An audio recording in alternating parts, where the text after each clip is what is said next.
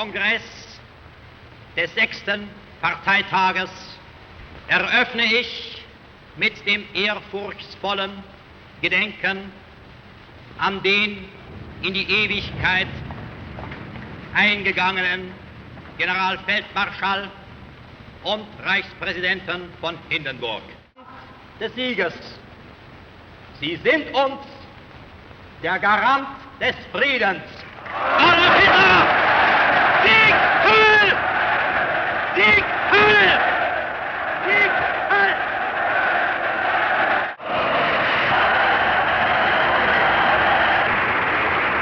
Das ist unser unerschütterlicher Glaube an uns selbst. Das ist unsere Hoffnung auf die Jugend, gerade heute, die stürmisch vorwärts schreitend entberufen sein wird, das Werk fortzusetzen, das in den Sturmjahren der Revolte von 1918 in München gegründet wurde, der ganz Deutschland erfasste und heute schon in weltgeschichtlicher Bedeutung durch die ganze deutsche Nation verkörpert wird. Alfred Rosenberg. Ich kenne mich im Sinne der Anklage nicht für schuldig.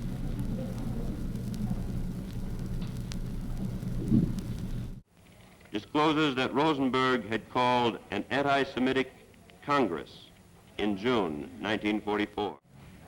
National Socialism believes that once the great world battle is concluded, after the defeat to the present epoch, there will be a time when the swastika will be woven into the different banners of the Germanic peoples as the Aryan symbol of rejuvenation.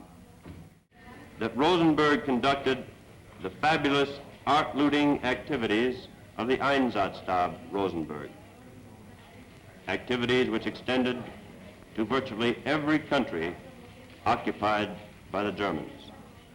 As will be seen, the document contains a recital of widespread activities in foreign countries.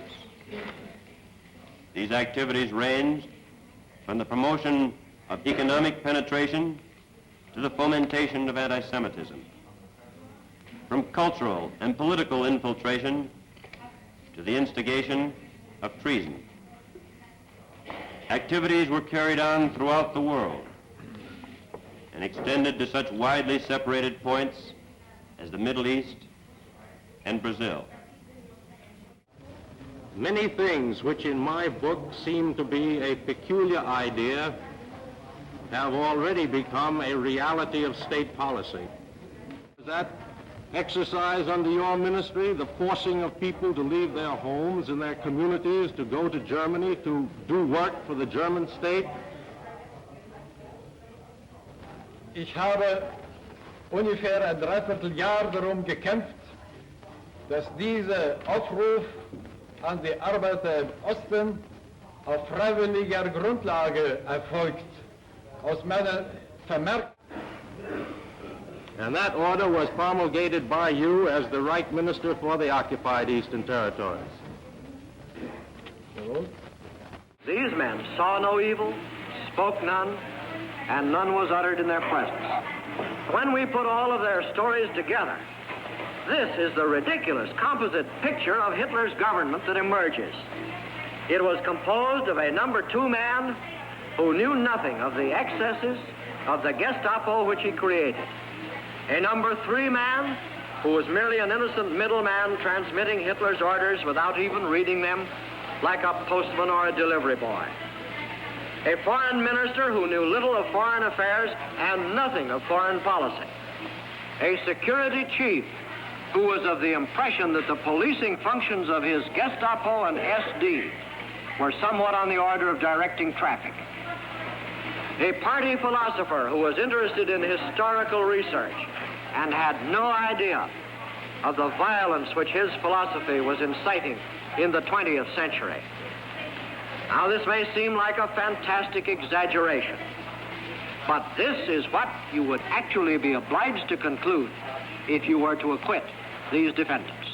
Supreme Court Justice Robert Jackson, our chief prosecutor, spoke for most of us.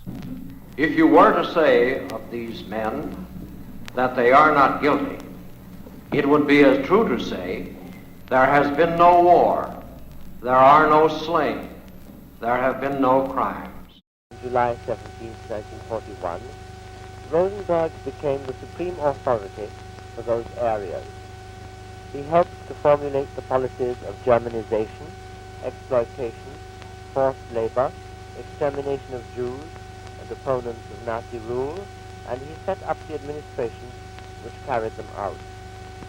He took part in the conference of July 16, 1941, in which Hitler stated that they were faced with a task of cutting up the giant cake according to our needs, in order to be able, first, to dominate it, second, to administer it, and third, to exploit it.